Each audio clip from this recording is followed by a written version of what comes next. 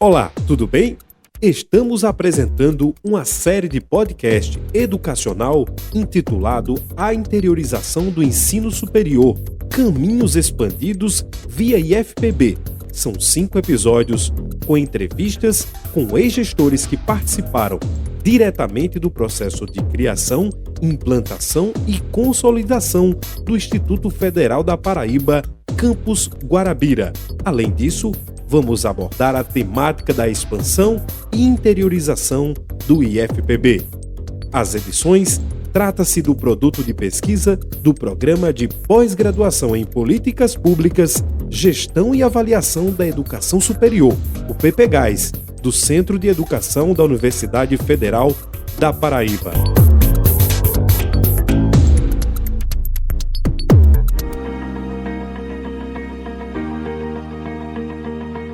Nesse segundo episódio do podcast educacional, vamos conversar com o ex-reitor do IFPB, que foi responsável pela criação do Campus Guarabira, ainda na sua forma de núcleo avançado no ano de 2011, o professor João Batista de Oliveira. Considerando a sua atuação como ex-gestor, como o senhor percebeu a expansão e interiorização do IFPB em suas 3 fases? Na verdade, ele teve até mais de 3 fases, né? Se você considerar a interiorização do ensino profissional, eu diria que era necessário, chegou em tempo. Até porque, antes mesmo que você sendo do que hoje se classifica de expansão 1, 2, 3, nós tivemos inclusive uma fase que se chama de pré-expansão, que não aparece, tá? Vamos dizer assim, nas intenções desse questionamento. A unidade de Cajazeiras, por exemplo, foi implantada num período de 88, a partir de 1988, onde havia um programa chamado PROEP que fazia a expansão da educação profissional. Isso estou falando em termos de Paraíba, mas em todos os estados do país já tinha. A partir de 2006 começaram-se as discussões sobre uma ampliação, até 2006, de 2002 a 2006, no governo da época, né, tinha em torno de 142 unidades profissionalizantes entre escolas agrotécnicas e escolas industriais, por exemplo, né, que depois se ampliou as áreas, entrou na área de serviços, comércio, saúde, por aí vai. Mas era necessário isso acontecer, né? Veio o plano de desenvolvimento, né, da economia, entre eles um projeto de implantação e crescimento de ofertas de educação profissional. Então, a partir de 2006 se começou uma discussão que terminou em 28 de dezembro de 2008 com a Lei 846, que era exatamente a lei que criava os institutos federais, uma nova filosofia, um novo modelo para a educação profissional, tá? Onde naquele tempo se discutia, estava muito quente as discussões sobre você galgar a condição de universidade, havia essa dicotomia, por que ser instituto, né? E não universidade. Então as discussões foram muito interessantes, né? Prolongadas, quentes. E é preciso que a comunidade entenda até o que significa, dentro de uma escala hierárquica de personalidade institucional, tipo os níveis de ensino superior, os modelos educacionais, tipo o que é uma faculdade, o que é um centro universitário, o que é um instituto, que é o 3º nível, o que é uma universidade dentro do conhecimento universal. Como se deu a definição de criação do Campus Guarabira por meio do processo de expansão e interiorização do IFPB? Guarabira por si só, por dizer assim, e a sua importância na região, como Rainha do Brejo, que era esse o nome que se dava, né? Ainda hoje existe essa menção, ela polariza em torno de si diversos municípios, né? E já tinha assim um campus da UEPB, né? na época. Obviamente, qual é o município que não gostaria de ter um campus, né, de educação profissional e superior também, né? Ou uma unidade que pudesse ofertar ensino superior e a própria educação básica, que esse era o modelo diferencial dos institutos federais. Que elementos foram considerados importantes ou facilitadores no processo de escolha do município de Guarabira para receber uma unidade do IFPB? Primeiro, a própria situação socioeconômica e política da cidade. A maior cidade, numa região do Brejo Paraibano, tá? A economia, a educação, dados estatísticos que a gente tinha sobre saúde, educação, comércio, qual era o carro-chefe da economia, né? E essa propriedade que os institutos têm ainda, né, de implementar, e isso foi o que causou espanto, porque quando se falava em ou escola técnica, ou centro tecnológico, instituto tecnológico, a princípio só se pensava pela nossa tradição básica, tecnologia das engenharias, da informação, né? Mas a gente tinha uma abertura dentro do eixo vocacional da cidade, dos arranjos produtivos, de implementar qualquer curso, qualquer área de conhecimento, numa visão, numa ótica educacional tecnológica. Quais as dificuldades identificadas na escolha do processo de criação do campus? Como Guarabira foi um campus da expansão 3, a gente já tem vivido a experiência da 1 e da 2, e no meu caso em particular, até das pré-expansões que nós tivemos no passado, diálogos, né, um processo de comunicação, uma equipe dedicada. Isso facilitou um pouco, vamos dizer, o nosso trabalho.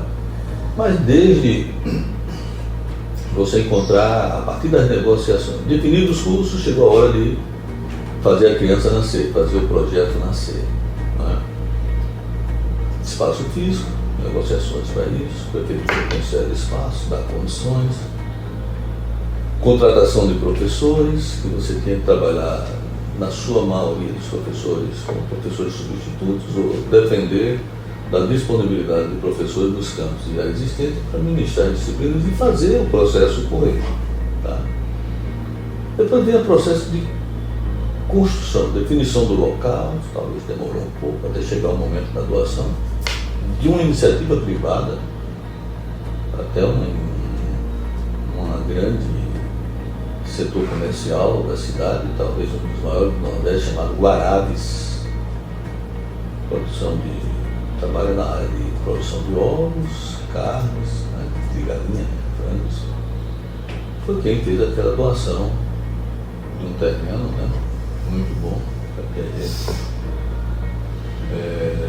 pudesse ali construir. Você veja que até hoje, com todo o campus construído, acredito que houve até alguma expansão dentro por necessidade, porque nós definimos um projeto padrão para todos os campos da expansão 3, a partir daí surgiu um projeto básico, que é o mesmo para Paraíba, para os novos, né, que foram chegando. E, logicamente, na continuidade da gestão, né, esse projeto ele tinha assim, uma visão futurística de você poder crescer em módulos, um terreno mínimo de 5 hectares. Tá? E para você ter uma ideia, essa questão da dominialidade, que é a posse do terreno para poder construir, todas as prefeituras tiveram que atuar nesses termos. E hoje, para você ter uma ideia, com tudo pronto, o Guarabira ainda enfrenta algumas dificuldades, tipo o acesso. Uma comunicação, talvez em menos de 100 metros de extensão, não sei exatamente quanto, não medi, mas visualmente, né, para poder facilitar aquele acesso da comunidade ao campo. Então vem a construção, depois vem equipamentos, mobiliários, né, contratação de professores, serviços, recursos. Você tem que trabalhar em cima dos recursos, nem sempre suficiente. O recurso tem que ser proporcional ao seu projeto, ao sonho de um ano pedagógico. aquisições, investimentos, serviços, ampliações e assim vai. Livros, biblioteca, informática, equipamentos. Não há unidade sem que tenha sido construída, por melhores ou maiores que sejam as suas condições, ainda se tem dificuldade. Como se deu as interferências políticas nesse processo de criação do campus Guarabira? A política nunca deixou de existir, até porque trata-se de política educacional. É uma política. O ser humano vive e respira política, a sociedade vive e respira política. Tá? Mas politicamente, eu diria que foi um ato correto a implantação com questões de políticas educacionais no campo. Também as influências, né? Influências que a gente procura muitas vezes, né, na maioria das vezes, até tirar proveito dessas influências, nos transformando-as em parcerias. Tá? Então, politicamente, é muito interessante muita gente buscar a paternidade do projeto, né? Buscar, emendas parlamentares, para que possa ser feito investimentos. Você tem conhecimento da realização de audiências públicas para a criação do campus Guarabira e seus cursos? Nós conversamos com a comunidade, não só a gestão local, né? Prefeitura, câmaras, associações comerciais, comunidade, segmentos religiosos, políticos. Tivemos reunião. Como eu te falei, o campus, a fase 3 já nos deu assim, uma experiência de trajetória percorrida. O próprio MEC-CETEC, né, ela já, Secretaria de Educação Tecnológica, ela já tinha estudos, inclusive, a ponto de elaborar, eu acho que você tem conhecimento, dos cadernos temáticos, seja de educação para o ensino técnico, seja para o ensino superior. Até porque houve uma preocupação de você fazer uma convergência curricular naquilo que nós chamamos de habilitação em diversos estados brasileiros, diversos institutos, que você tenha para o mesmo curso currículos diferentes, tempos diferentes. Procurou-se criar não um modelo padrão, dizer é esse que tem que ser, mas um modelo de referência, que você poderia adotá-lo e trazer as suas peculiaridades regionais para esse currículo. Foi realizado algum estudo preliminar acerca dos arranjos produtivos locais a serem atendidos pelos cursos ofertados no campus Guarabira? Sim, naquele estudo de viabilidade, você veja que ele tem dados até estatísticos da Tijan. Né? A gente pegou o consumo de energia, a parte comercial, qual era o carro-chefe do comércio na época, né? Analisando as questões de saúde, educação, né? A área de serviços. Então, mas houve isso. Ele se viu como referência. Na sua percepção, quais foram os efeitos positivos e negativos com a criação do campus Guarabira durante a fase 3 da expansão do IFPB? Só positivos. Eu diria não só Guarabira, como todos os campos implantados. Hoje totalizamos 21 unidades, podendo ter mais, com cautela, com precaução. Hoje eu diria até que tem, antes de implementar novos cursos, eu cuidaria primeiro dos que ainda estão para existir. Nós temos 5 unidades ainda em terreno impróprio, apesar de estacionar.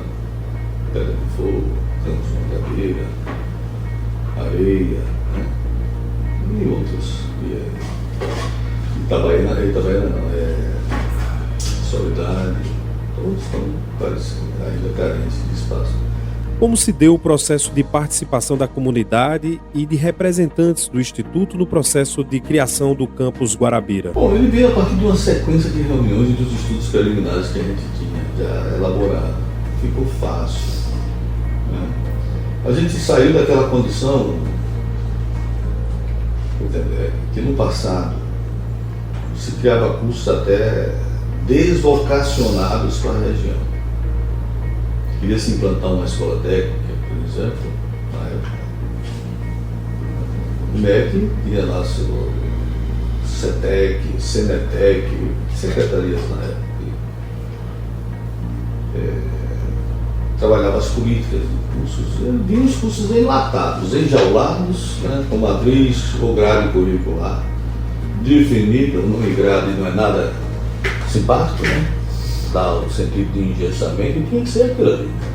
Como houve um tempo que a gente tinha que seguir aquilo ali, depois passou a ser mais discussível. Em cima daquele modelo, as instituições foram criando autonomia e criando seus modelos pedagógicos, seus cursos, não ao seu bel prazer, mas pela necessidade da sociedade. Tá? Então, como eu te falei, juntar esses segmentos, ouvir, que precisa se fazer muito mais, não se avalia, não se parte de ano para ano, sem simplesmente colocando tapete sobre tapete. O que é que ficou? Quais são os resíduos de um ano pedagógico, de um exercício, que foi feito além, que foi feito a quem, os porquês, né? Eu preciso trabalhar isso. Não existe, né? Eu preciso ter uma ação pedagógica permanente, perene, de avaliação. Tá? As novas tecnologias estão aí e precisando, nós professores que somos eternos aprendizes, aquele que mais precisa estudar, precisa estar adequado com as novas tecnologias. Isso não só está no livro, não. A gente precisa de convivência física, que é uma das coisas que eu posso fazer um comentário sobre isso, sobre a questão da tendência de um modelo universitário acadêmico em relação ao modelo proposto. Como se explica a criação de um curso superior em um campus em fase de implantação? Primeiro, se havia as mínimas condições, porém suficientes para ele acontecer, por que esperar que ele estivesse pronto? Nós temos campos que funcionam há 10 anos e ainda não estão no seu próprio espaço, mas vem funcionando. Então, se o foco da questão eu poderia analisar por que naquelas condições físicas, ambientais, instrumentais, se implantar um curso de nível superior. Às vezes o curso de nível superior, dependendo da linha do conhecimento, ele é até mais viável economicamente do que um que dependa de equipamentos. Sem subestimar nenhum conhecimento desse tipo. Um curso da área de engenharia, da área de tecnologia, ele precisa de mais equipamentos do que um da área de gestão contábil, comercial. Né? Mas ambos dependem de espaços, de equipamentos, professores. Né? Então tinha uma demanda reprimida para a cidade em termos de qualificação e requalificação de profissionais que precisavam disso, que saíam da região para outras para buscar atualizações de conhecimentos e informação. Se entendeu que era possível fazer um curso, que havia demanda, havia solicitações, ansiedades. Como se deu a definição ou escolha dos cursos superiores a serem implantados no campus Guarabira? A partir de um estudo que fizemos, que inclusive foi elencado em ordem de prioridade quais seriam criados.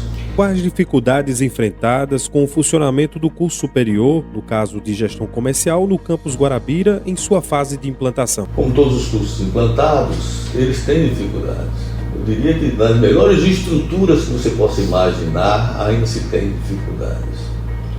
Eu posso ter tudo em termos de ambientes, em termos de equipamentos, em termos de recursos didáticos, e de repente eu posso ter a principal dificuldade, que é o principal elemento de um curso, que é o professor.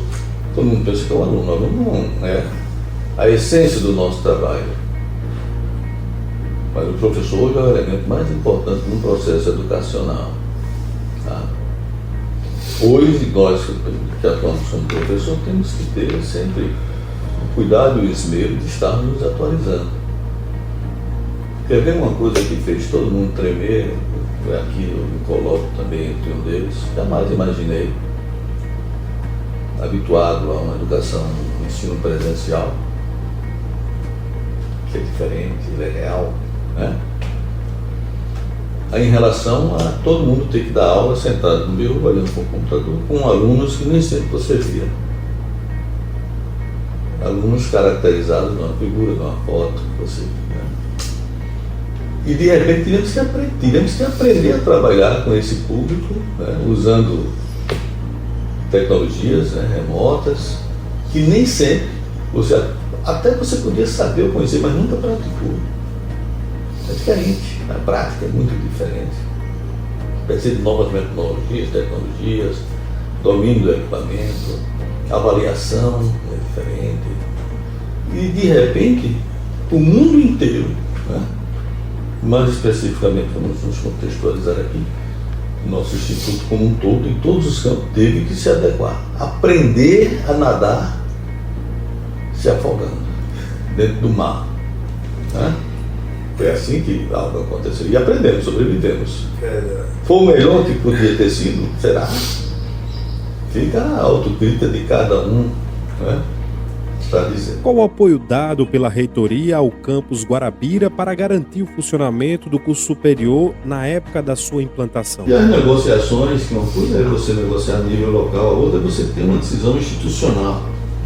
Então, em todo momento em que as decisões institucionais representativas foram necessárias, a reitoria sempre esteve presente em ações políticas, com o governo do Estado, o governo municipal, com o ministro da Educação. Nesse lado, nós trabalhamos, vamos dizer assim, muito enfaticamente em defesa dos interesses. Quais condições de infraestrutura e pessoal para o funcionamento dos cursos superiores na época da sua implantação? Qualitativamente e quantitativamente insuficientes, porém possíveis de fazer acontecer, em termos administrativos, em termos docentes, em termos de equipamentos, em termos de ambientes, porque se a gente fosse se limitar a dificuldades, não teria acontecido, tá? E a prova disso é as turmas que foram formadas, a procura, a concorrência. Surgiram ambientes iniciais que a própria prefeitura nos destinou, colégios, diocesano, por exemplo, foi um primeiro que recebeu, com boa estrutura. Em seguida, foi transferido o patrimônio físico, inclusive, do CAIC, em Guarabira, que era um prédio antigo, uma estrutura pré-moldada, que estava a serviço da comunidade lá, mas que podiam suspender aquelas atividades e ir para outro local e ceder aquela estrutura que para a gente foi algo de novo. Deu uma injeção de otimismo, melhor, oxigenou, vamos dizer assim, o processo naquele espaço, até a inauguração, até a mudança do campus. Que tipo de apoio ou parceria público-privada o campus Guarabira contou na época da sua implantação dos cursos superiores para superar as dificuldades encontradas? Reitero o que eu acabei de falar, tipo disponibilidade de ambientes físicos, de servidores, custeios de algumas despesas que a gente tinha. Tá? E, para você ter uma ideia, a iniciativa privada foi quem doou o terreno. Eu disse anteriormente, foi doado por uma empresa chamada Guarabes. Um terreno, acho que tem mais de 5 hectares, 5 a 7. Uma área boa de expansão, de crescimento, né? E deu condições para quem pudesse trabalhar. Então eles sempre estiveram perto. E nas dificuldades a gente não tínhamos, vamos dizer assim, ressentimento sem pedir. Tá? Pedir como um exercício que nós praticamos muito. Como você percebe a oferta dos cursos do IFPB Campus Guarabira, considerando que determina a lei da criação dos institutos federais, tendo em vista o percentual de cursos de licenciatura? Isso é algo que não é só Guarabira, mas você enfático para Guarabira. Precisa dar mais atenção a esses percentuais que foram definidos em lei. 50% para a educação básica, né, onde subentende-se os cursos integrados, subsequentes, os programas PIC, PROEJA, Conatec, todo nesse nível de formação e qualificação e requalificação profissional. Tá? 30% para bacharelados, mestrados, doutorados, né? E 20% para os cursos de licenciatura, que é formação de professores, formar. Na época, quando estávamos implantando, em 2008, 2009, eu mesmo participei de várias discussões que se discutia a deficiência quantitativa de professores da área de ciências, principalmente. Área de física, matemática, química. A gente tinha muitos professores que estavam professores de física e matemática. O professor que eu falo é aquele licenciado pleno, o engenheiro e muitos outros praticando o exercício da matemática. Nós sabemos da matemática, nós sabemos da física.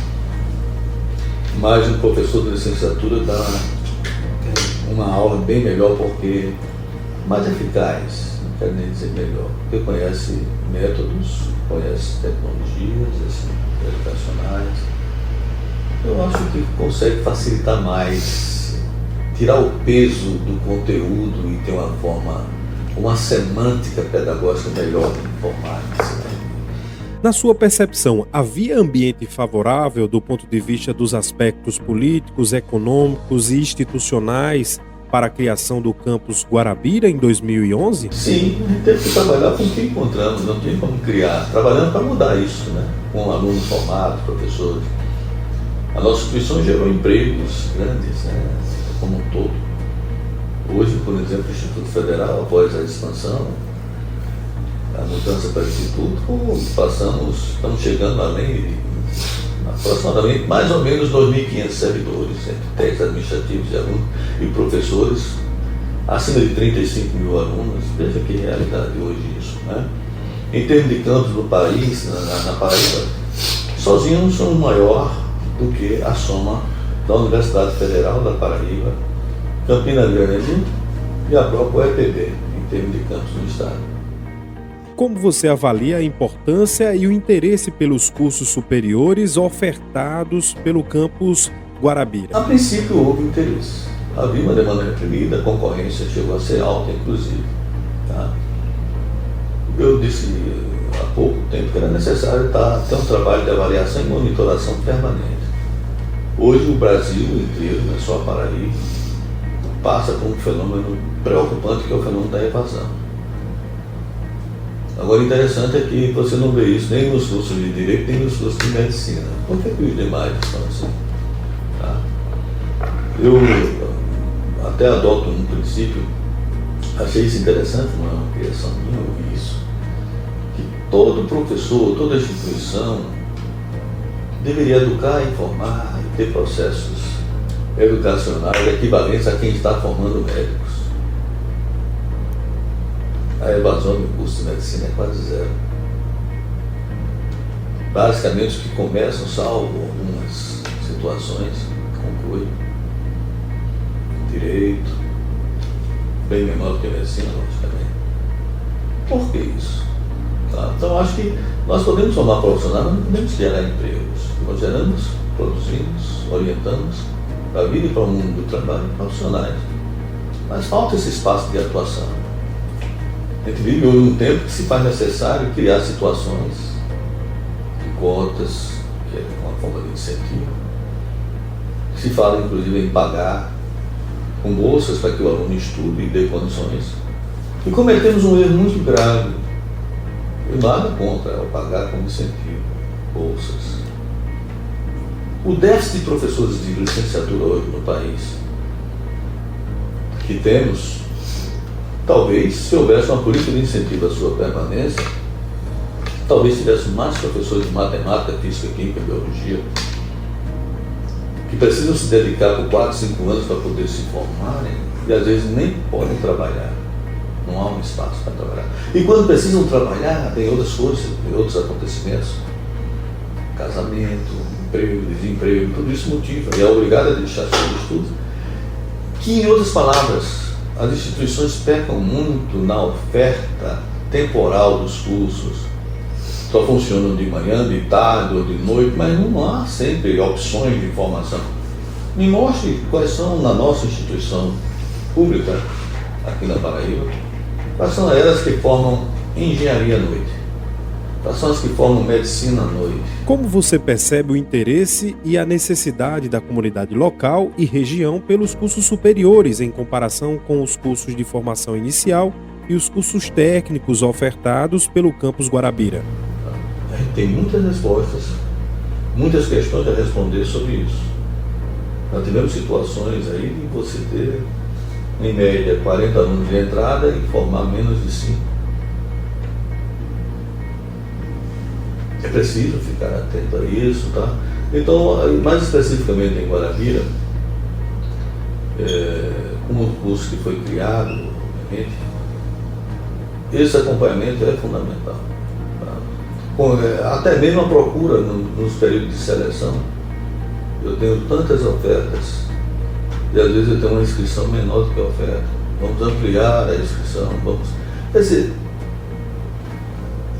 é preciso estar sempre em estado de alerta para isso. Tá? Acho que a nossa instituição ela precisa melhorar, assim como o próprio Ministério da Educação tem épocas, as suas estratégias de marketing. Tá? A gente tem que procurar estar presente na comunidade. Eu sei que o melhor cartão de visita que a gente pode ter é o nosso aluno formado que vai trabalhar, mas tem méritos individuais que muitas vezes nós democratizamos no todo. Tem muita gente fora desse país, do nosso estado, do município, do estado, do país, que passaram por nós aqui, que foi a sua formação básica.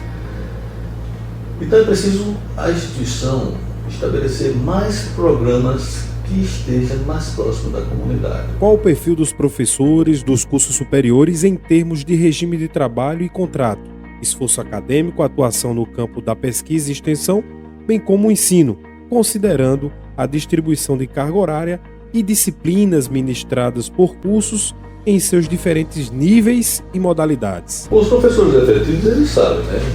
Há uma cartilha, inclusive, do próprio exercício da função, né? No que diz respeito à carga horária, né? Se ele é dedicação exclusiva, se ele é apenas 40 horas, se ele é 20, como regime de trabalho, ter 20. Né? A maioria dos nossos professores hoje estão professores com dedicação exclusiva. Se você for procurar conhecer o que significa professor de dedicação exclusiva, é uma expressão bastante cruel, dedicada ao Instituto. Né? Não deve ter outra atividade profissional em instituições privadas ou públicas. E nessa dedicação, não quer dizer que você tem que trabalhar mais de 40 horas, mas dentro das 40 horas fazer mais. Mas em termos de quê? Há alguns pré e com-requisitos que a gente inclusive escreve, né? Que deve ser feito pesquisa, ensino, extensão, aula, atividade acadêmica, produção de material didático, multimeios, tem várias, né, itens para justificar isso. A relação com o mundo do trabalho é importante, faz parte da produção acadêmica. Hoje, o nosso próprio plano de atividades contempla e está aberto para outras inserções. É preciso olhar bem para isso. Né? Então, eu diria, inclusive, que a nossa instituição, ou as instituições, as nossas instituições, dentro desse tempo, né, você pergunta sobre a eficiência acadêmica, sobre a questão das atividades, eu acho que temos muito o que fazer dentro da instituição. Como você avalia a interiorização da educação superior na instituição, considerando a criação do campus Guarabira e seus cursos superiores? Muito necessária, né? A interiorização, até porque, se você olhar um pouquinho da nossa história, eu acho que eu passei um material sobre isso, a partir da história da educação profissional no país, ela começou com 19 instituições, em 1909, através de Emílio Peçanha, um decreto de 17 mil e pouco, 7 mil e pouco, se não me engano, 7.560, por assim. Eram apenas 19 instituições, né? E, na época, criaram essa escola de artistas, deu resultados, né? Contemplou pessoas desafortunadas da sorte, é uma expressão que eu não gosto, né? Mas isso é usado nos nossos compêndios, né? A ponto dos resultados serem tão bons em curto tempo, que há uma expressão do Emílio Peçanha que diz ter se arrependido de não ter implementado mais, né? E eram só 19, contemplavam 19 estados, entre os quais estava a Paraíba. Hoje, os institutos federais eles foram formados, né, a partir de uma articulação da educação profissional entre escolas técnicas, Cefetes e escolas agrotécnicas, nas quais se incluíam inclusive as escolas técnicas vinculadas às universidades, que algumas migraram para o sistema dos institutos federais, outras se permaneceram com. Na época, inclusive, o próprio governo tentou trazer toda a educação básica técnica, de nível técnico, né, das universidades para formar os institutos. Então, para isso acontecer, é preciso que duas instituições se integrassem. No caso da Paraíba, a Escola Agrotécnica Federal de Souza, com o Cefet Paraíba, gerou o Instituto Federal. Então, veja a expansão. De 142 unidades em 2002 para hoje, você ter uma rede, que eu chamo de rede, ou malha, ou matriz educacional, formada por 38 institutos federais, 2 Cefets, Rio de Janeiro e Minas, a UTFPR, que é a Universidade Federal Tecnológica do Paraná, que no passado tinha sido Cefet Paraná, que passou a ser uma das primeiras a serem criadas na década de 70, 78, por aí se criou o Cefet, diferente das escolas, até passou a ser Cefet Paraná. E a escola e o Colégio Dom Pedro II, Federal, Rio de Janeiro. Então hoje essas 42 unidades estão em torno de aproximadamente 680 campi, mais ou menos, capitaneado por cada uma dessas unidades e seus respectivos campos. A Paraíba tem 21. Né? Então essa interiorização é mais do que necessária. Era contemplar, privilegiar, dar oportunidade a todos aqueles, e olhe que foram implantadas instituições em locais remotos, que é preciso, há uma expressão que a rede aqui do Nordeste não entende, mas no Manaus costuma se dizer rio acima. Como é que você vai rio acima? Cabeça do Cachorro, por exemplo, é uma região do Amazonas que tem unidades nossas implantadas. Cheio de barro. Então isso foi maravilhoso. Tá? Foi algo assim que na época, sensacional, algo que trouxe de novo para a educação brasileira um processo educacional moderno, contemporâneo, inclusivo, né? Sob a égide de uma mesma bandeira dos institutos, as mesmas cores, projetos assemelhados, né? Referenciados por cadernos temáticos, né? Seja dos níveis superiores, seja dos cursos técnicos, que se buscava uma padronização. Mas existe uma expressão chamada continuidade desse projeto, que hoje estamos há 15 anos, que vivemos, eu diria, aquilo que eu chamo de utopias possíveis. Algum estudo ou indício sobre os impactos socioeconômicos, políticos, culturais e institucionais dos cursos superiores ofertados pelo campus Guarabira na região, no município ou na vida dos egressos? Sim, na época, voltando àquele estudo de viabilidade, nós nos preocupamos com o presente e com o futuro. E a demanda que tinha reprimida para isso. E como eu te falei, criar naquele espaço um centro de excelência. No período de discussão da expansão do IFPB e da educação superior, houve algum debate institucional envolvendo aspectos políticos, socioeconômicos e acadêmicos que influenciaram a política de expansão? Sim. Nós fizemos, né, na época, como reitor, diversas palestras pela Paraíba. A gente discutiu em várias regiões do estado o que representava. Eu te falei que essas discussões começaram em 2006 e terminaram em 2009, 2008, dezembro de 2008. Então foram vários ciclos de palestras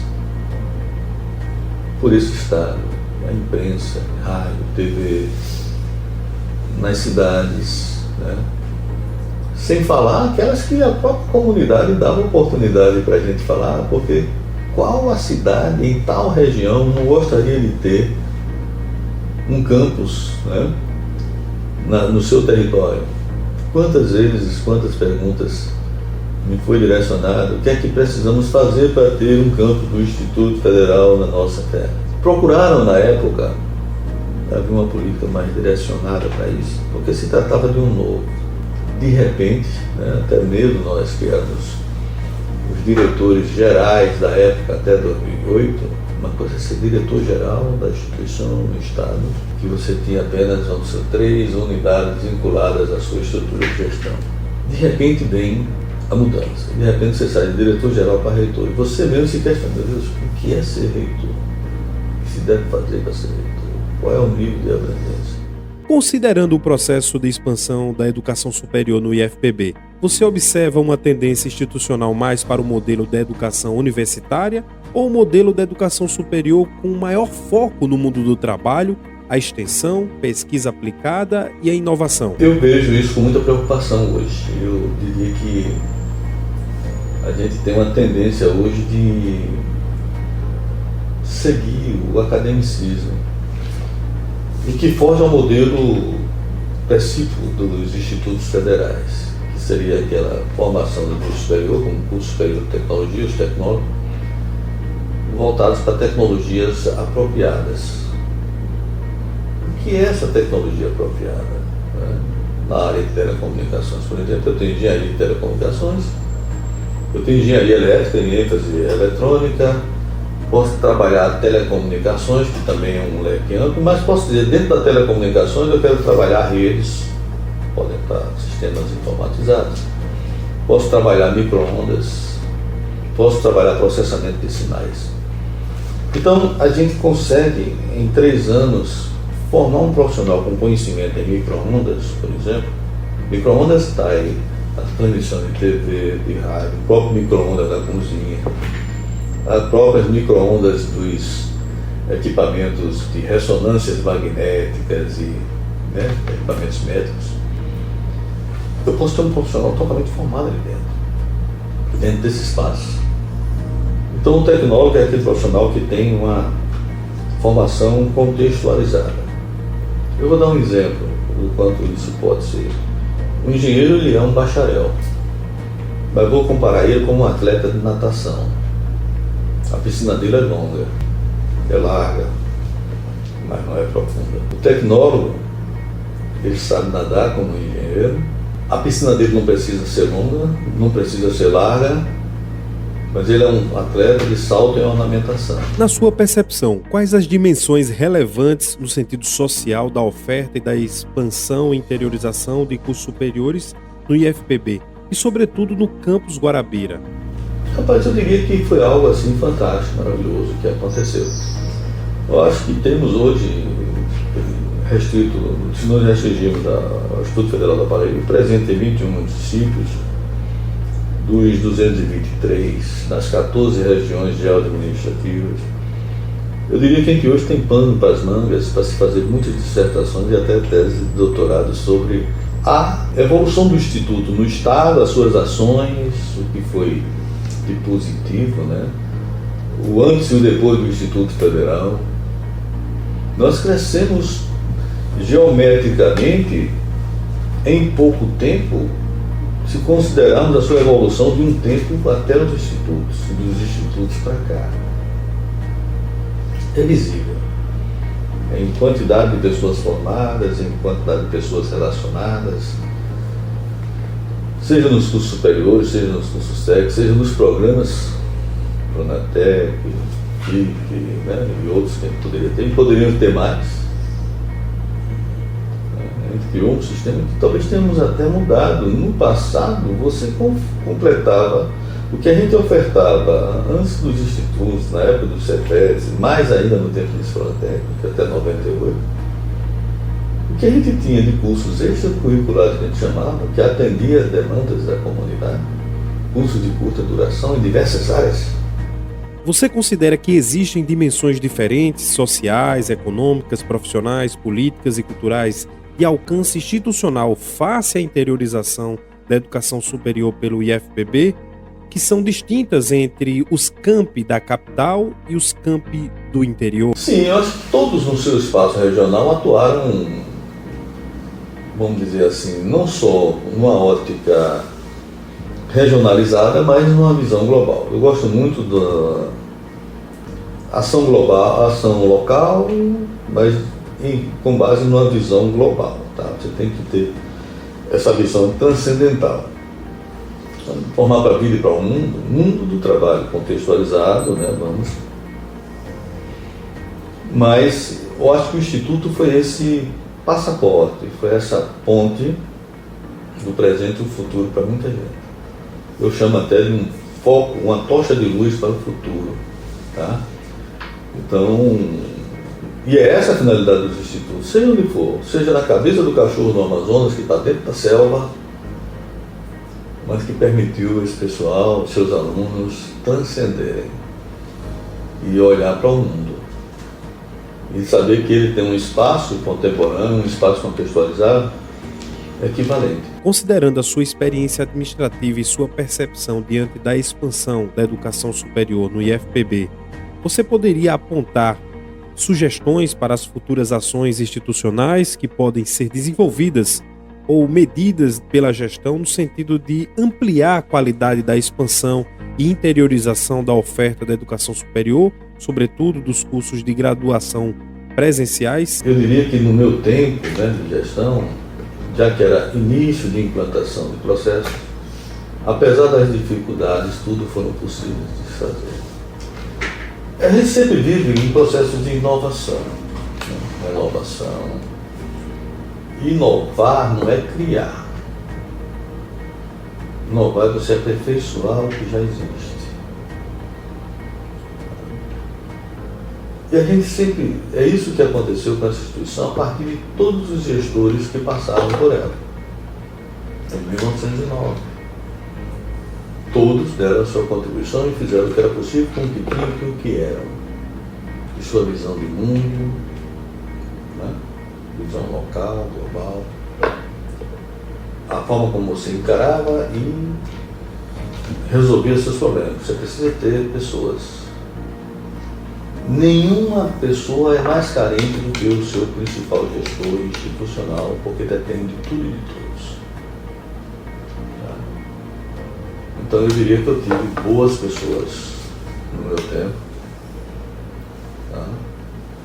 Para que pudéssemos realizar ou cumprir as tarefas que foram cumpridas. Né? Então, resumindo, eu diria que essa instituição pode ser melhor do que o que ela é, desde que cada um mude para melhor e faça o melhor que pode.